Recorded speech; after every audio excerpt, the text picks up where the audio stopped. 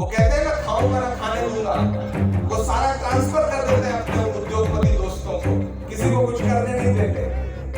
Rail बिक गई, तेल बिक गया, बिका हवाई अड्डा, सब कुछ बिकता देख के खुश है अपने जेपी नड्डा। के चाय बेचने वाला पूरा भारत बेच रहा है, के कहां सोया है चौकीदार। उधर देखिए भगवा और के हमारे भाई खड़े, इधर देखिए कोई टोपी लगा करके बैठा है, ये कांग्रेस की मोहब्बत की राजनीति है। हम चाहते हैं उनको समझ में आ गया है कि यहाँ कुछ है नहीं। गुजरात की आवाम बड़ी समझदार है, वो जो डायलॉग है ना कि गुजरात की हवा में व्यापार है साहेब, तो ये गुजरात है। वो व्यापारी बन के आपको यहाँ ठगने आए तो उन्होंने देखा कि नहीं यार यहाँ तो हमसे बड़े बड़े व्यापारी बैठे हैं, यहाँ का बच्चा बच्चा व्यापारी है। तो देख रही थी गौरैया एक छोटा सा परिंदा होता, बहुत छोटा सा। जैसे आज मुल्क में नफरत की आग लगी, ऐसे ही जंगल में आग लगी थी, भयानक आग। सारे जानवर अपना जंगल छोड़ के भाग रहे थे, परिंदे भाग रहे थे। एक नन्ही सी गौरैया अपने जलते हुए आशियाने को देख रही, उसकी आंख में आंसू थे। एकाएक उसको पता नहीं कहां से हिम्मत आई कि वो उड़ के पड़ोस के जंगल में तालाब था, उस तालाब पर गई और उस तालाब से अपनी चोंच में जितना 1-2 बूंद 3 बूंद पानी भर सकती थी, पानी भर के उड़ करके उस दहकती हुई आग के ऊपर आई और अपनी चोंच का पानी छोड़ दिया। फिर गई, फिर पानी लेके आई, फिर छोड़ दिया, फिर गई, फिर चोंच में 2 बूंद पानी लेकर के आई और आग के ऊपर छोड़ दिया। ये करते करते जब वो बहुत थक गई तो पड़ोस के जंगल की डाल पे बैठ कर सुस्ताने लगी। तो वहां बैठे अजगर ने उससे कहा, क्यों रे गौरैया, तुझे क्या लगता है तेरे 2 बूंद पानी से जंगल की इतनी बड़ी आग बुझ जाएगी? तो गौरैया के जवाब को अपना जवाब बनाना। गौरैया ने कहा, मुझे ये बात पता है कि मेरे 2 बूंद पानी से शायद जंगल की इतनी बड़ी आग का कुछ ना बिगड़े, लेकिन उससे भी बड़ी बात मुझे ये पता है कि आने वाली सदियों में जब जंगल का इतिहास लिखा जाएगा तो मेरा नाम आग लगाने वालों में नहीं बल्कि आग बुझाने वालों में लिखा जाएगा। मैं आपसे यही गुजारिश करने के लिए आया। शिकायतें एक तरफ रखिए, लेकिन मकसद बहुत बड़ा है। ये एक्सपेरिमेंट का दौर नहीं है। कांग्रेस की सरकार बनने जा रही है और विमल ने जो कहा मैं उसे आगे बढ़ाता हूं। अगर आपने दोबारा जिताया और सरकार बनी तो हो सकता है कि लॉटरी लग जाए। आज मैं विधायक के लिए वोट मांगने आया हूं, क्या पता ऊपर वाला जबान कबूल कर ले तो हमें यह लगे कि हम तो मंत्री के लिए वोट मांगने गए थे, ऐसा भी हो सकता है। तो मेरे भाई, इस बड़ी लड़ाई में, इस बड़े मकसद में छोटी छोटी चीजें नजरअंदाज करिए। मैंने कहा ना छोटी छोटी शिकायतें होंगी, लेकिन मैं ये भी जानता हूं कि जब साइक्लोन आया, आप सैलाब की जद में थे, तो मुझे ये पता है कि विमल आपके आसपास खड़े थे, आपके बीच खड़े थे, मुझे ये बात पता है। देखिए पिछले दिनों कोविड रहा, मोदी जी ने सारे विधायकों, सारे सांसदों का फंड ले लिया था, किसी के पास करने के लिए कुछ बचा था नहीं, छोड़ा नहीं उन्होंने। वो कहते हैं मैं खाऊंगा ना खाने दूंगा, वो सारा ट्रांसफर कर देते हैं अपने उद्योगपति दोस्तों को, किसी को कुछ करने नहीं देते। तो ऐसे में बहुत छोटी छोटी हो सकता है आपकी शिकायतें, लेकिन उन शिकायतों को एक किनारे रखिए, क्योंकि एक मुश्किल दौर है और इस मुश्किल दौर में आपने छोटी सी बात पर अगर बड़े मकसद का सौदा कर लिया तो आने वाली नस्लें आपसे पूछेंगी कि जब मुल्क बदलाव के मुहाने पे खड़ा था तब आपने क्या किया था। तब आप कहेंगे कि हम तो आपकी राह देख रहे थे, तो दिक्कत हो जाएगी। आपको समझना पड़ेगा। मैं इसलिए आपको आगाह कर रहा हूं क्योंकि मैं दिल्ली रहता हूं, मैंने देखा है कि बिल्किस का मुद्दा हो, जबान नहीं खुली केजरीवाल की, दंगे हुए, जबान नहीं खुली केजरीवाल की। मरकज पे एफआईआर करवाना था कोविड के दौरान, तो सबसे पहले प्रेस कॉन्फ्रेंस करके अरविंद केजरीवाल ने कहा कि मरकज पे एफआईआर किया जाना चाहिए। मेरे भाई, ये जो लबादा ओढ़ करके, ये जो आवरण ढक करके झूठे लोग आपके बीच में आए हैं, उनके झांसे में मत आइएगा। मैं तो अक्सर एक शेर पढ़ता हूं कि भारत मां की आंख के तारे कहां गए, भारत मां की आंख के तारे कहां गए, आर के राज दुलारे कहां गए, अच्छे दिनों की तरह उन्हें भी खोज रहा, कोई बताए अन्ना हजारे कहां गए। वो भी गायब हो गए। बस अपने उनके साथ जो लोग खड़े थे भाजपा की मदद के लिए, वो आज भाजपा को हर स्टेट में फायदा पहुंचाने के लिए घूम रहे हैं। लेकिन हिमाचल में जैसे उन्होंने बोरिया बिस्तर बांध लिया हिमाचल प्रदेश में, वैसे ही पिछले एक हफ्ते में उन्होंने गुजरात का इलेक्शन भी लगभग छोड़ दिया है। अब लड़ नहीं रहे, उनको समझ में आ गया है कि यहाँ कुछ है नहीं। गुजरात की आवाम बड़ी समझदार है। वो जो डायलॉग है ना कि गुजरात की हवा में व्यापार है साहेब, तो ये गुजरात है। वो व्यापारी बन के आपको यहाँ ठगने आए तो उन्होंने देखा कि नहीं यार, यहाँ तो हमसे बड़े बड़े व्यापारी बैठे हैं, यहाँ का बच्चा बच्चा व्यापारी है। वो एक यहाँ के आपके इलाके का एक बच्चा जो है इंटरव्यू देने गया, तो सामने बैठे इंटरव्यू लेने वाले ने कहा कि अच्छा ये बताओ, जंगल में शेर आ जाएगा तो क्या करोगे। तो लड़का सोमनाथ का था, उसने कहा आप पेड़ पे चढ़ जाऊंगा। तो इंटरव्यू वाले ने कहा अच्छा तुम नदी पार कर रहे हो, वहां शेर आ जाए तो क्या करोगे।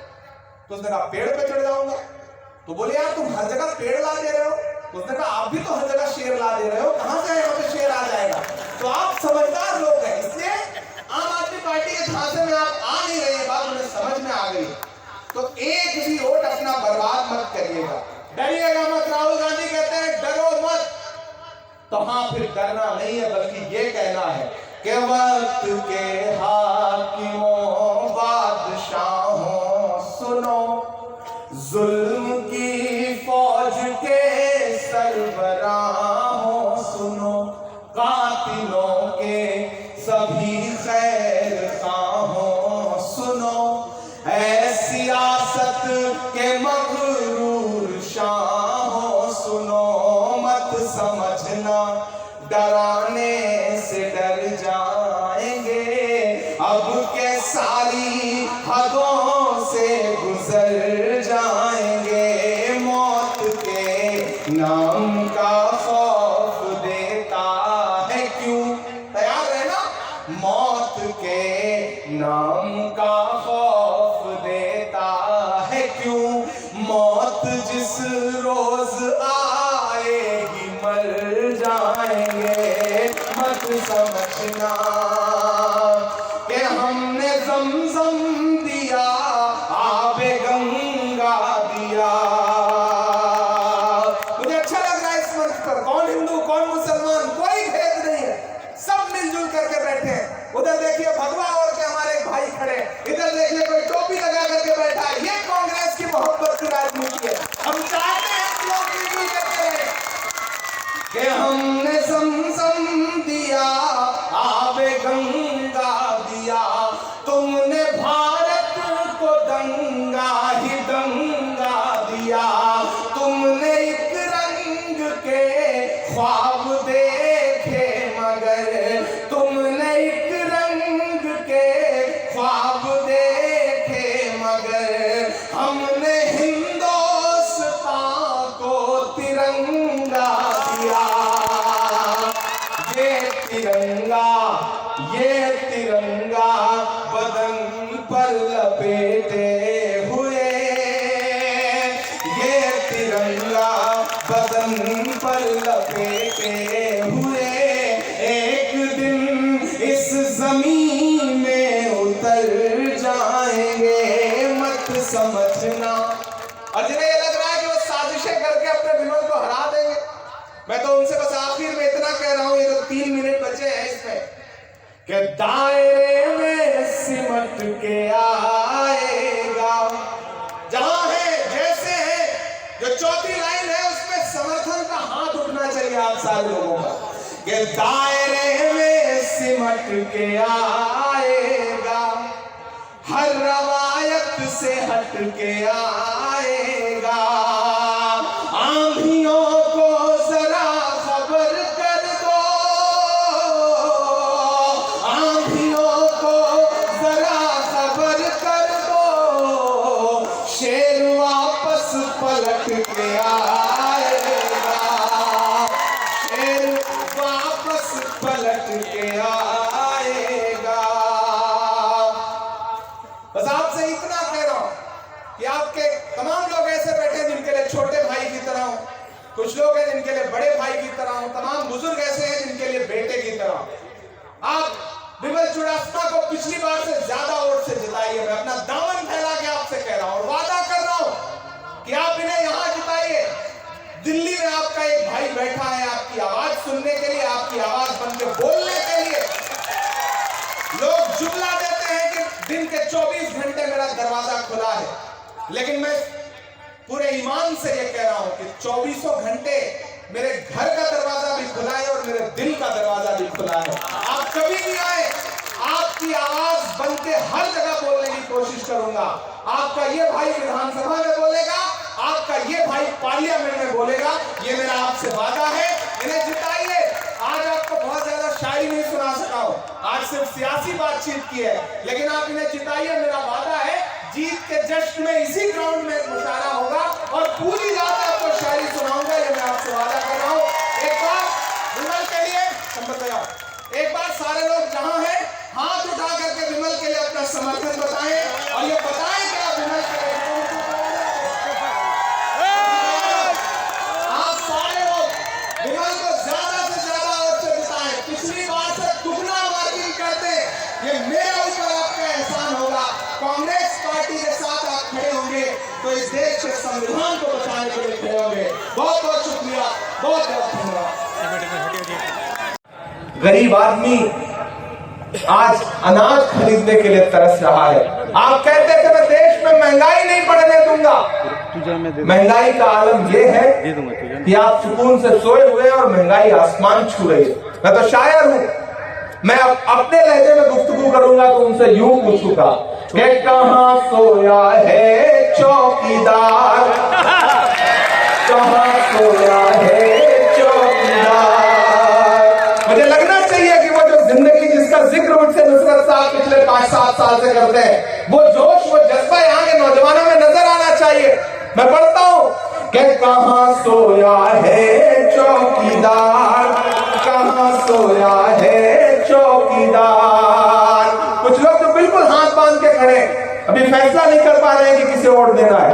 मैं उनसे भी कह रहा हूं कि मेरी तरफ मुखातिब होइए, मुझे सुनिए तो फैसला करिए कि कहां सोया है चौकीदार, कहां सोया है चौकीदार।